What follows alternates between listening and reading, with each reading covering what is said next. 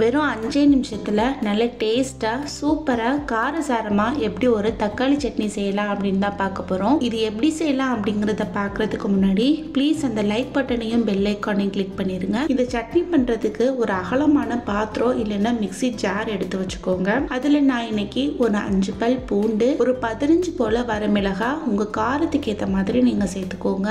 ஒரு சின்ன துண்டு புளி, ஒரு 2 கிட்ட மீடியம் சைஸ் அளவு பெரிய வெங்காயம், சின்ன வெங்காயம் போட்டா ஒரு 10 போல சேர்த்துக்கோங்க.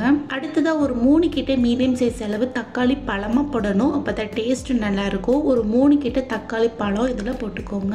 அடுத்ததா இதுக்கு தேவையான அளவு உப்பு, இது எல்லாத்தையும் ஒரு மிக்ஸி ஜார்ல போட்டு கொஞ்சமா தண்ணி ஊத்தி நல்ல ஒரு சட்னி பதத்துக்கு அரைச்சி எடுத்துட்டு வந்துடலாம். பாருங்க, இந்த அளவுக்கு இருக்கிற மாதிரி அரைச்சி எடுத்துட்டு வந்துட்டு ஓரமா வச்சிருங்க. அடுத்ததா ஒரு கடாயில ஒரு 2 ஸ்பூன் அளவுக்கு எண்ணெய் சேர்த்துக்கோங்க.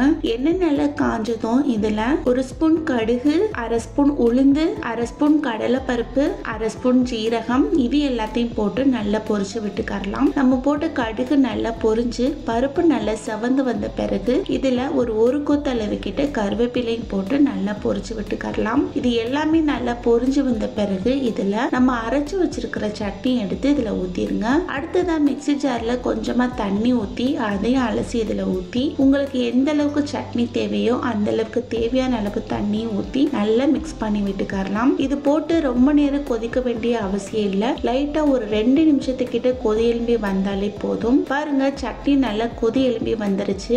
இந்த டைம்ல கடைசியா கொஞ்சமா கொத்தமல்லி இலை தூவி அதையும் சேர்த்து நல்லா மிக்ஸ் பண்ணி விட்டுட்டு சுட சுட இட்லிக்கோ தோசைக்கோ சர்வ் பண்ணீங்கன்னா செம்ம டேஸ்டா இருக்கும். கண்டிப்பா ட்ரை பண்ணி பாருங்க. வீடியோ உங்களுக்கு பிடிச்சிருந்துச்சுன்னா ப்ளீஸ் அந்த லைக் பட்டனையும் பெல் ஐகானையும் கிளிக் பண்ணிருங்க.